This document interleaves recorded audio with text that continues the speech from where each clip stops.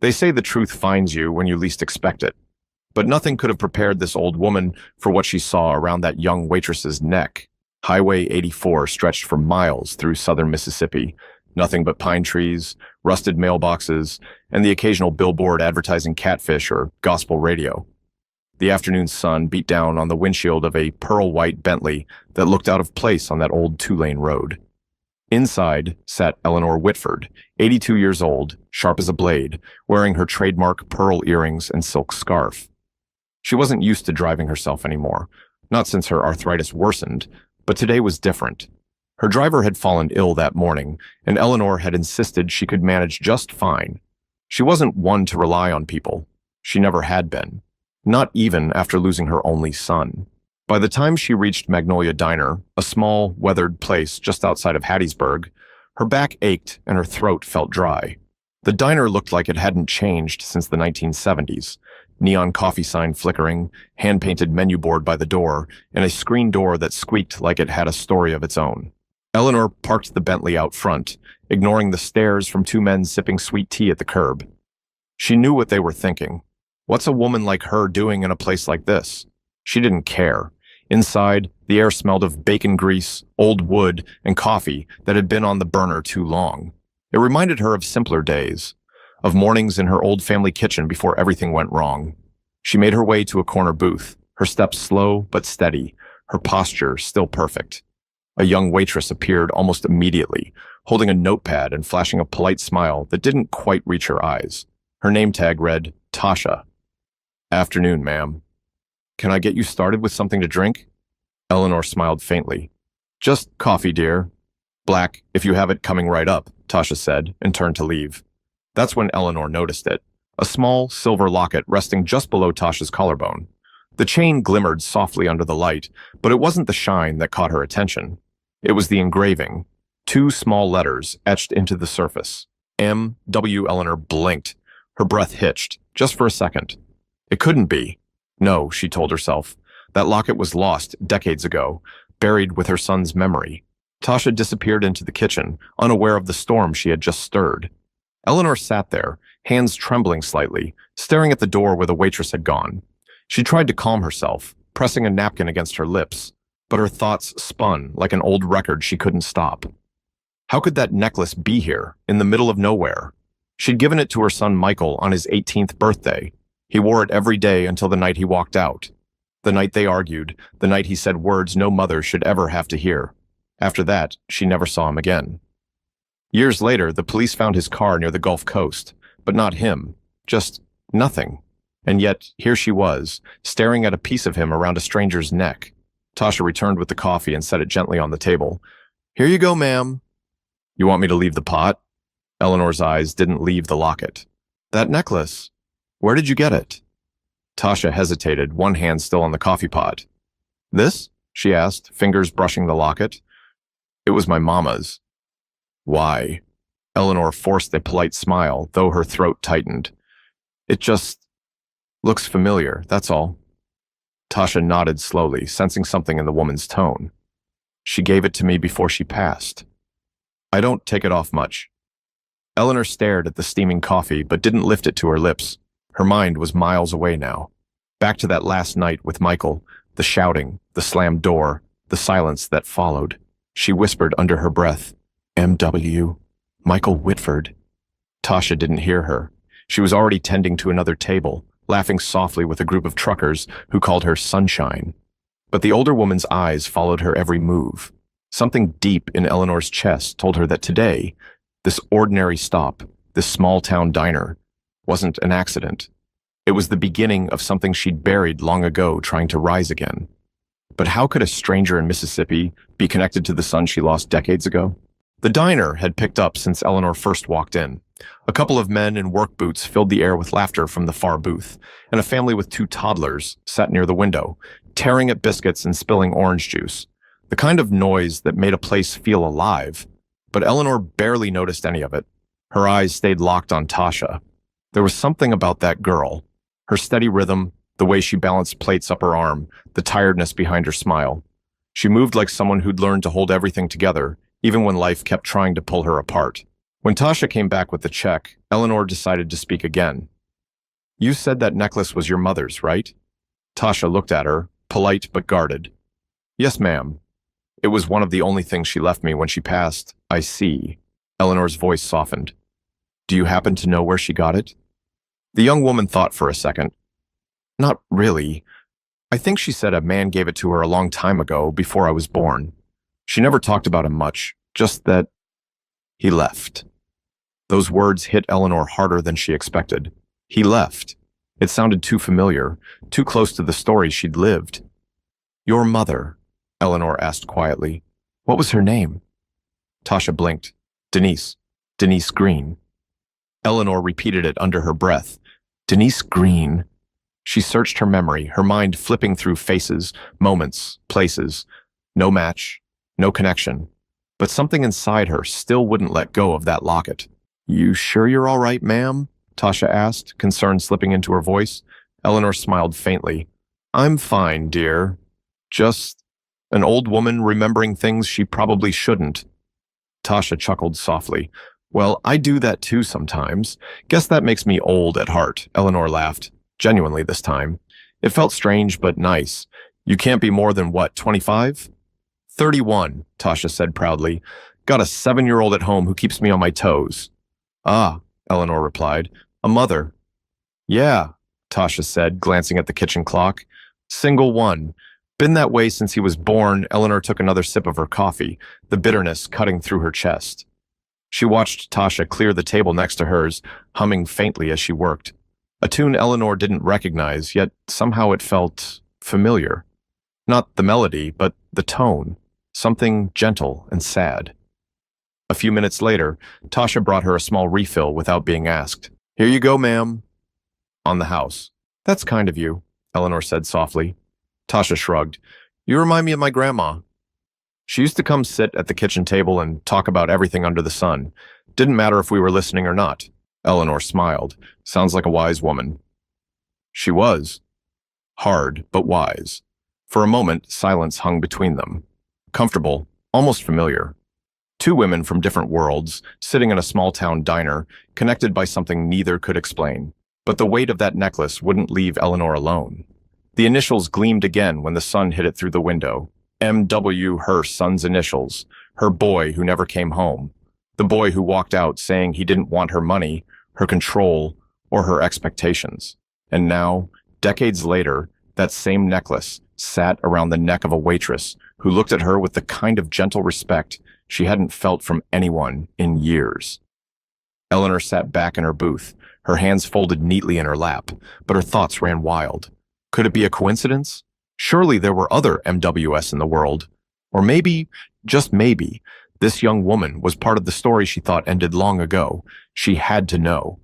But how do you ask someone if they might be carrying a piece of your dead son's past, without sounding insane? Eleanor stayed seated long after her plate had been cleared. The other customers came and went, but she remained, quiet, watchful.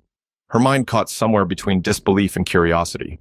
Every so often, her gaze drifted to Tasha as she worked behind the counter, wiping it down with quick, efficient movements. The locket glinted again beneath the warm fluorescent light, almost mocking Eleanor with its silent familiarity. Finally, Tasha caught her staring. Ma'am, she said with a light laugh, you keep looking at me like I've got spinach in my teeth. Eleanor blinked, embarrassed. Oh, I didn't mean to stare, dear. She trailed off, unsure of what to say. Tasha leaned against the counter, crossing her arms. It's all right. You look like you've seen that necklace before or something. Eleanor hesitated, then nodded slowly. Yes, something like that. Well, it's not anything fancy, Tasha replied. Probably not worth much, but it's special to me. I can tell, Eleanor said, her voice tight. You wear it like it means more than gold. Tasha smiled at that. It does. Eleanor's eyes softened. Your mother must have meant the world to you. She did, Tasha said. Even though we didn't have much, she made things feel steady, you know? She worked nights at the hospital, came home in the morning, and still made breakfast for me before school. I didn't realize how strong she was until I got older.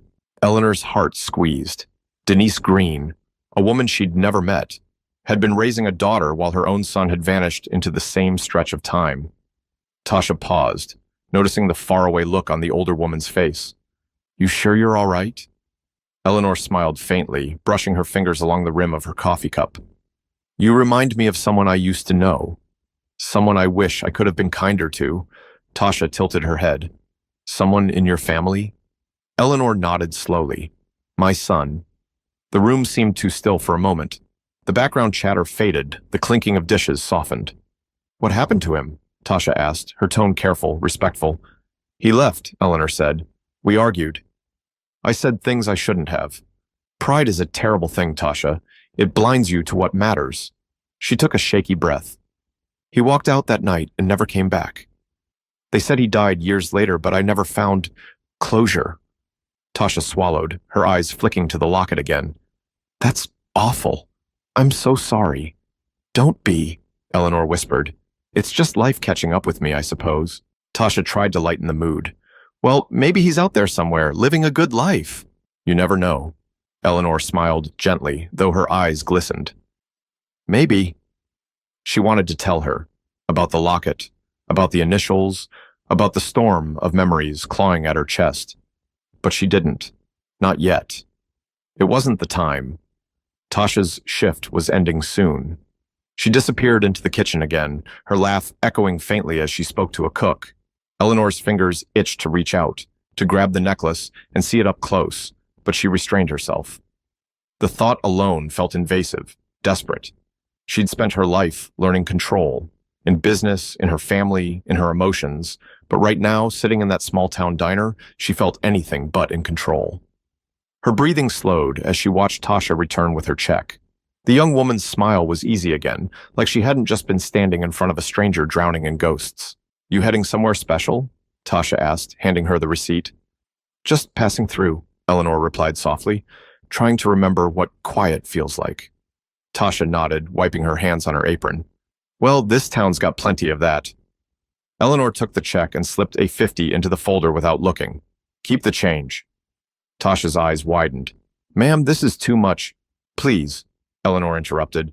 Consider it a thank you. For the company, Tasha hesitated but eventually smiled. Thank you, ma'am. You didn't have to. I know. Eleanor's voice trembled just slightly. But I wanted to. As Tasha walked away, Eleanor's gaze returned to the necklace. The initials caught the light once more, and her heart sank deeper into the pit of what she'd been trying to ignore. She couldn't leave now, not until she knew the truth behind that necklace. Because if her heart was right, that locket wasn't just a trinket. It was a link to the son she'd never stopped grieving. But what if digging for the truth would break them both? The late afternoon sun slanted through the diner windows, painting the tables in amber light. Most of the lunch crowd had cleared out. The place had quieted down, leaving only the low hum of the ceiling fan and the faint clink of dishes in the back. Tasha was rolling silverware at the counter when Eleanor spoke up again. Tasha, she said, her tone careful, would you sit for a minute? If you're not too busy. Tasha looked around. The manager was in the kitchen, and the floor was empty. She smiled. Sure, my feet could use a break anyway. Eleanor gestured to the seat across from her. You've been on your feet all day. Let me buy you a slice of pie.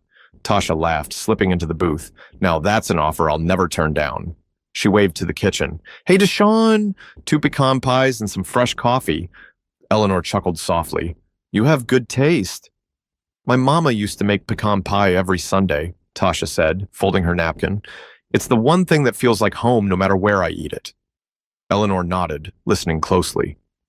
You mentioned your mother worked nights at a hospital. What did she do? She was a nurse, Tasha said. She loved helping people, even when she was sick herself. Never complained once. I was just a teenager when she passed. Eleanor's lips parted slightly. A nurse. That word hit hard. Her son had once dated a nurse, decades ago, before he disappeared. Could it be? Number. Too many coincidences. Still, her pulse began to climb. Tasha went on, unaware of Eleanor's thoughts. I never met my father. Mama said he wasn't a bad man, just not ready to be one. The older woman's throat tightened. Did she ever tell you his name? Tasha frowned, looking down at her plate. No, I asked her once and she just said, he had his reasons.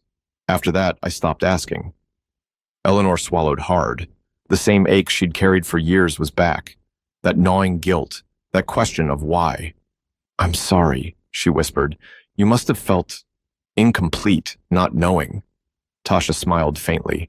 I used to. But then I figured maybe God knew what he was doing. Maybe I was better off not knowing. Eleanor nodded slowly. Sometimes we think we're protecting people by keeping quiet, but all we really do is build walls between hearts. Tasha looked at her curiously. That sounds like something personal. Eleanor sighed. It is. She hesitated before continuing. My son and we stopped talking over something foolish. Pride got in the way. I told him things no mother should ever say. He left that night and never came home. Tasha's expression softened. You didn't mean it, though. People say things they regret when they're angry. Eleanor's hands trembled slightly around her coffee cup. Regret doesn't erase words, dear. It only makes them heavier. For a while, they sat quietly, the kind of silence that speaks louder than sound. When Deshawn brought the pie, Tasha thanked him and took a bite, savoring the sweetness. You know, she said, smiling again, you talk about your son like he's still here. Eleanor blinked. Maybe because in my heart he still is. Tasha nodded slowly, chewing in thought. My mama used to say the same thing about her mama. Said people don't really die, they just change rooms. Eleanor smiled faintly, though her chest ached. She was right. For a moment, Eleanor considered telling Tasha everything. About Michael, about the locket, about the night she lost him. But something held her back. Fear, maybe, or the weight of uncertainty. Instead, she asked, Do you mind if I see that necklace up close? It's quite beautiful. Tasha blinked, then unclasped it carefully, handing it across the table. Be gentle with her, she said jokingly. That thing's older than me. Eleanor took it in her shaking hands. The silver was worn, the chain slightly bent, but the engraving was unmistakable. M.W. The same lettering, the same curve of the initials. Her stomach dropped. The room seemed to tilt slightly. She ran her thumb over the tiny groove between the letters. A scratch only she and her son knew about. It had been there since the day he accidentally dropped it on their marble kitchen floor. Her eyes filled. It's beautiful, she whispered, voice barely audible. Yeah, Tasha said, smiling. Mama said it belonged to someone she cared about, a man she never stopped loving. Eleanor's heart nearly stopped. She wanted to ask, but her lips wouldn't move. The truth was right there, just inches away. But saying it out loud would change everything. And once the truth came out, there would be no going back.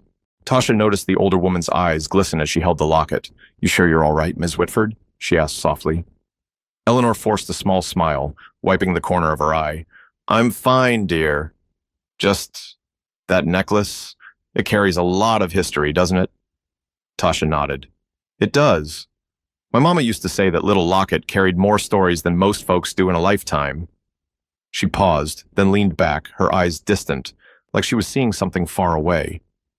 You want to hear something strange? Eleanor looked up. Always. My mama never told me much about where it came from, Tasha began, her voice quiet now. But when I was a kid, she used to sit by the window every night after work, just holding it. Some nights she'd cry, real soft, thinking I didn't hear her. Eleanor's heart clenched. Tasha took another sip of coffee before continuing. When I was about 10, I asked her why she never took it off. She said it was the only piece of him she had left. Him? Eleanor asked carefully. My father. Tasha's gaze dropped to her hands. She told me he wasn't a bad man, just lost. Said he came from a family that didn't approve of her. Said they didn't understand the kind of love they had. Eleanor felt her chest tighten so hard it almost hurt to breathe. She said he left one night after they argued. Promised he'd come back, but he never did, Tasha said. And then one day, she got a call that changed everything. What call? Eleanor asked, her voice barely above a whisper. Tasha hesitated. They told her he was gone. That they found his car by the Gulf, but not him. She never told me his name, but I could tell she never stopped loving him. Eleanor gripped the edge of the table. Every word hit her like a blade, too precise, too personal, too close to her truth to be coincidence. I remember, Tasha continued, one night when she was sick, she took my hand and said, if you ever meet a man named Whitford, tell him he was wrong. Love wasn't the mistake he thought it was. Eleanor gasped. It was barely audible, but enough for Tasha to notice. "Ms. Whitford?" she asked, concerned. Eleanor blinked rapidly, trying to compose herself. "I'm fine, dear. Just the name you said, Whitford, it startled me." Tasha frowned. "Why? Do you know someone with that name?" Eleanor hesitated. Her tongue felt heavy, her mind screaming yes, but her voice whispered something safer. "I used to." Tasha leaned in. "Was he from around here?" "No," Eleanor said quietly. "He was from Louisiana." "Baton Rouge, originally." Tasha's eyes widened slightly. "That's where Mama met my dad. She worked at a hospital there before we moved here." The two women stared at each other for a long moment. Neither spoke. The air between them felt charged, like the quiet right before a thunderstorm. Finally, Tasha laughed nervously. "This is crazy." "What are the odds?" Eleanor smiled weakly, her eyes watery. "Life has a strange way of bringing things full circle." Tasha tilted her head. "You know, you remind me of her sometimes. The way you talk, gentle but strong." She used to say things the same way. Eleanor reached across the table without thinking, resting her trembling hand over Tasha's. "Your mother sounds like a remarkable woman." "She was," Tasha said softly. "I just wish I could have asked her more before she passed. There's so much I'll never know." Eleanor nodded, her throat tight. "Maybe you'll learn more than you think." Tasha smiled faintly, though confusion flickered in her eyes. "You say that like you know something I don't." Eleanor hesitated, searching Tasha's face. The curve of her jaw, the warmth in her smile, the quiet kindness in her tone. It was all too familiar. Then her gaze drifted again to the locket, that worn silver piece that had once hung from her son's neck. The past wasn't just whispering anymore. It was shouting. Eleanor sat back, her fingers trembling as she handed the necklace back. "Tasha, dear, would you mind telling me the year your mother met your father?" Tasha thought for a moment. "She said it was in 1982. Why?" Eleanor closed her eyes. 1982. The same year Michael left home. The same year he told her he was seeing someone she would never approve of. Her voice broke as she said, "No reason, sweetheart. Just trying to place a memory." Tasha smiled, but something in her expression showed she knew there was more to that question. The walls Eleanor had built over 40 years were cracking, and she knew, deep down, that the truth she'd avoided all her life was sitting right across from her, smiling through the same eyes that once belonged to her son.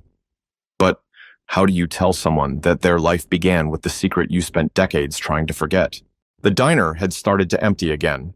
The sun hung low now, casting long shadows across the checkered floor. The smell of fried catfish and coffee lingered in the air, but Eleanor barely noticed any of it. Her hands were still trembling beneath the table. She kept seeing Michael, his smile, his anger, that last moment at the front door when he'd shouted that he didn't care about money, only love. And she'd told him love wouldn't pay the bills, that it wouldn't keep him safe, that it wasn't enough. 40 years later, those words still burned. Tasha sat quietly, stirring the last bit of sugar into her coffee. "You ever feel like life's just a bunch of stories that never really end?" she asked, breaking the silence. Eleanor gave a small, sad smile. "Oh, I know that feeling better than anyone." Tasha nodded, resting her chin on her hand. "Sometimes I wonder what happened to him. My dad, I mean. If he was happy. If he ever thought about us." Eleanor's heart sank. "He did," she whispered before she could stop herself. Tasha looked up. "Sorry?" Eleanor blinked, fumbling for words. "I just mean, I'm sure he did." Men like that, they carry their regrets quietly. It eats at them. Tasha tilted her head. "You sound like you knew him."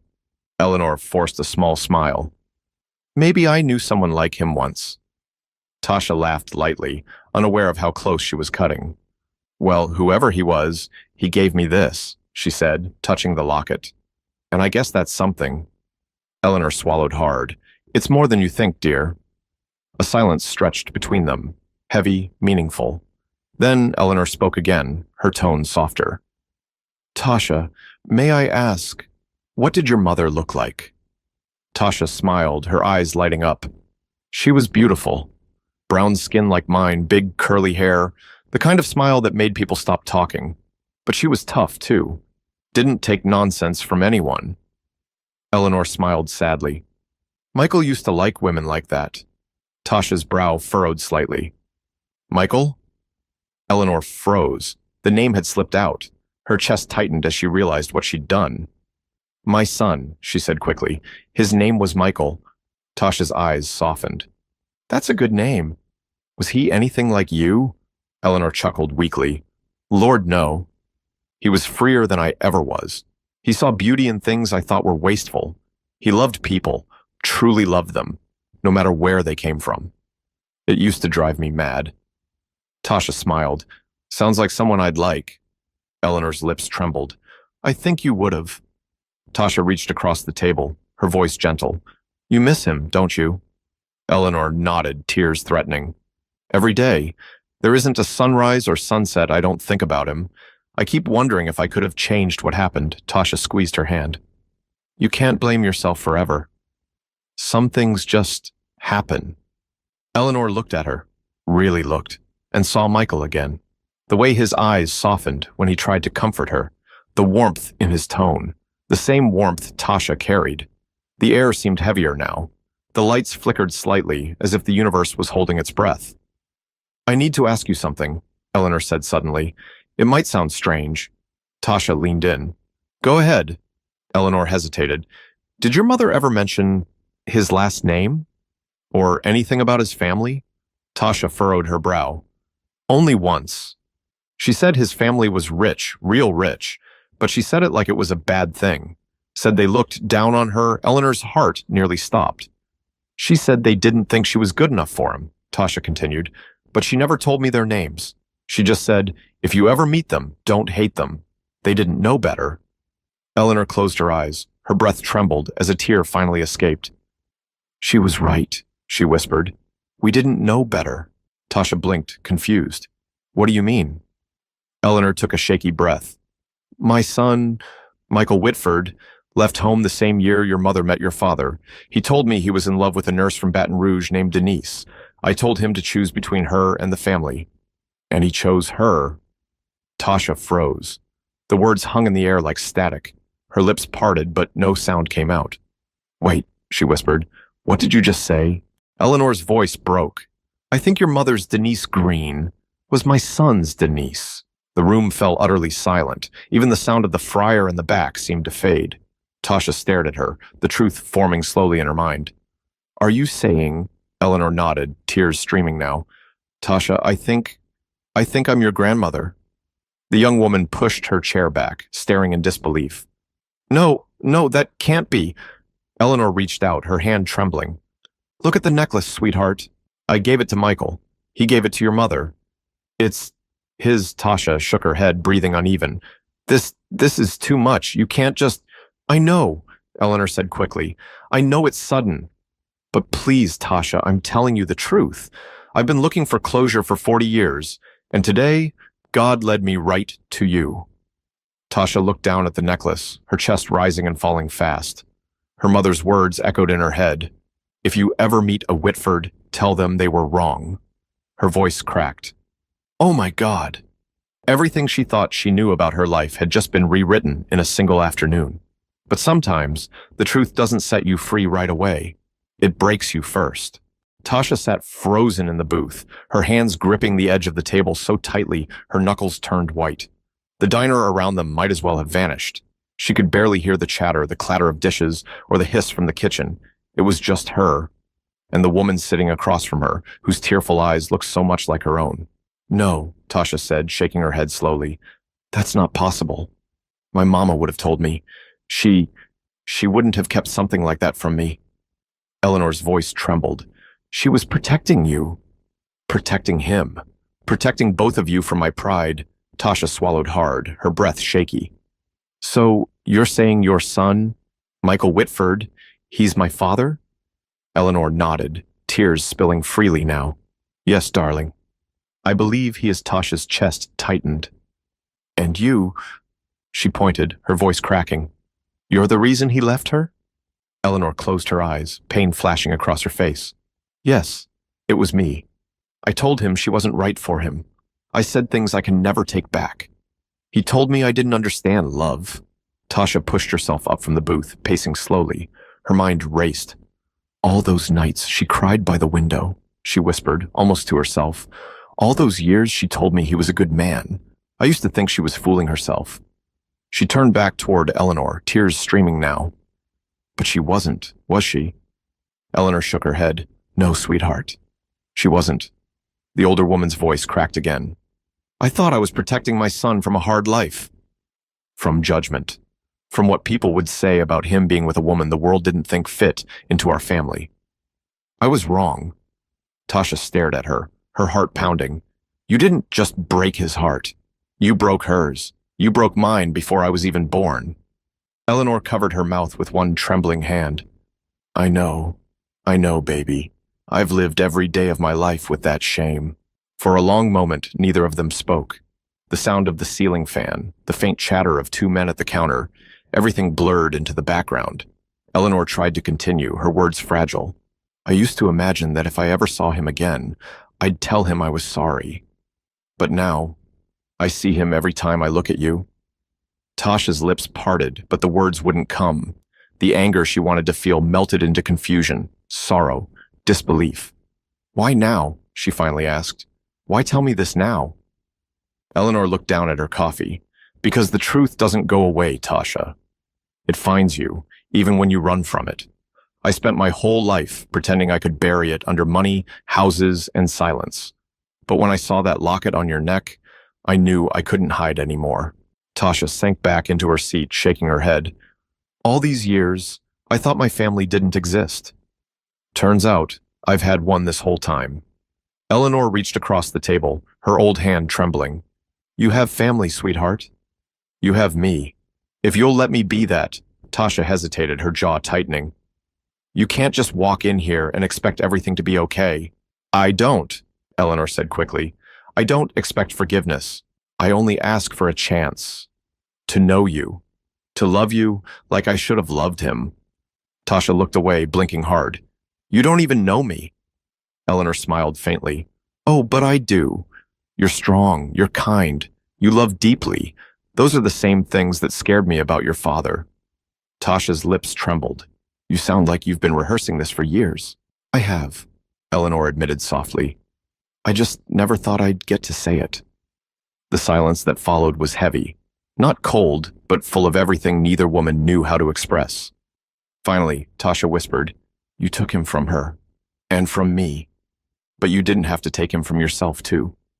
Eleanor's tears fell freely now. I did that the night I told him to leave. I just didn't realize it until it was too late.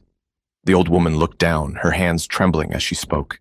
If I could trade everything I have, the money, the houses, the name, for one more moment with him, I would. But I can't. All I can do is love what's left of him. Tasha stared at her, that last line cutting through her anger. Love what's left of him. The locket on her neck felt heavier now, like it had been waiting all this time for this very moment. Eleanor's voice broke once more. Tasha, please. Let me make this right. Let me at least try. Tasha looked at her for a long moment, her breath trembling. Then slowly she unclasped the locket again and placed it in Eleanor's hand. Eleanor looked down at it, then up at her. You don't have to. I'm not giving it up, Tasha said quietly. I'm sharing it. If what you're saying is true, then this belongs to both of us. Eleanor's lips parted, a sob caught in her throat. She closed her fingers gently around the locket, her tears falling onto her hand. And in that small diner, a lifetime of distance shrank to the length of a table, and two broken hearts began to find their way back to each other. But forgiveness doesn't come easy, especially when it means facing the parts of yourself you spent decades denying. The air inside Magnolia Diner felt different now, quieter, softer somehow. The last of the customers had gone, and the neon sign outside flickered against the fading daylight. Tasha sat with her elbows on the table, head bowed, breathing slow and heavy. Across from her, Eleanor clutched the silver locket between her fingers like it was the last, fragile piece of her son she'd ever hold. For a long time, neither of them spoke. Finally, Tasha broke the silence. I don't even know what to feel right now. I'm angry, but I'm also... She exhaled. I don't know. It's like everything makes sense now, but I wish it didn't. Eleanor nodded slowly. I understand. I've been wishing that same thing for 40 years, Tasha's eyes glistened. I used to make up stories about my dad. I'd tell my friends he was an artist, or a soldier, or a teacher. I thought if I made him sound important, maybe the pain of not knowing him would hurt less. Eleanor's voice shook. He was important, sweetheart. He was kind, passionate, stubborn, and he loved your mother deeply. Tasha smiled faintly through tears. Sounds like me. Eleanor let out a soft, trembling laugh. Exactly like you. Tasha leaned back, wiping her eyes with the back of her hand. You know, Mama used to tell me something weird. She said, one day the truth will walk through your door. Don't run from it, even if it hurts. I thought she meant something else, but I guess she was right. Eleanor smiled sadly. Mothers usually are. Even when it takes decades to realize it, for the first time since she walked in, Eleanor looked at Tasha not as a stranger, not even as a reminder of the son she lost, but as her own flesh and blood, a piece of Michael still here, alive, breathing, forgiving. Tasha, she said softly, I don't expect you to forgive me today. Maybe not ever, but I want to be part of your life, not out of guilt, but because I see him in you, and because I don't want to waste what little time I have left pretending I'm alone. Tasha looked at her, eyes full of conflict and pain, and something new, compassion. You hurt him, she said quietly, and my mama too, but I can see you're hurting too, and I guess hurt people just keep passing it along until someone decides to stop. Eleanor nodded, her lips trembling. Maybe that someone is you. Tasha reached out slowly, her hand shaking. For a moment she hesitated, then she placed it gently over Eleanor's. The old woman let out a sob she'd been holding for 40 years. Tears streamed down her face as she whispered, I'm sorry. For everything. For what I said, for what I didn't say, for all the time we lost. Tasha's voice cracked. I think maybe you've said enough. What matters is what you do now. Eleanor squeezed her hand. Then let me start by knowing my granddaughter. Let me meet your little boy. Please, Tasha's breath caught, and for the first time she smiled. His name's Caleb. He's 7, and he's got the same eyes you have. Eleanor's lips curved into a trembling smile. Then I'd say that's proof we've both been given another chance. Outside, the light rain began to fall. Gentle, rhythmic, cleansing. Tasha stood, gathering her things. You staying in town tonight? Eleanor nodded. At the old inn down the road. Then come by in the morning, Tasha said. Caleb will be up early for school. He'll talk your ear off about dinosaurs and pancakes. Eleanor chuckled, her tears still wet on her cheeks. I'd like that very much. Tasha leaned over the table and after a long pause wrapped her arms around her. Eleanor froze for a second, then melted into the embrace, clutching her granddaughter tightly, as though afraid letting go would make her disappear. It wasn't polished or perfect. It was raw, awkward, and real. The kind of hug that breaks you and heals you all at once. They stayed that way for a long time. Two women bound by blood, regret, and the unexpected grace of forgiveness. When Tasha finally pulled away, she smiled through tears. You know, Mama used to say that forgiveness doesn't mean forgetting. It just means choosing to stop hurting. Eleanor nodded slowly. Then let's stop hurting, sweetheart. Together, Tasha smiled. Together. As Eleanor left the diner that night, she paused at the door, looking back at Tasha, who was wiping tables with a lightness in her step that hadn't been there before. The silver locket caught the light again, no longer a reminder of loss, but a symbol of what was found. Outside, the rain shimmered on the Bentley's hood as Eleanor climbed in. For the first time in decades, her heart felt lighter. Not fixed, not whole, but open. She whispered to herself as she started the engine, Michael, I found her. I found our girl. And somewhere deep in her heart, she could almost hear his voice saying, It's about time, Mom. Because sometimes forgiveness doesn't erase the past. It redeems it. And if you've been holding on to anger, guilt, or distance, maybe it's time to pick up the phone, knock on that door, or sit down with the person you've been avoiding. Sometimes the healing you need is just one honest conversation away.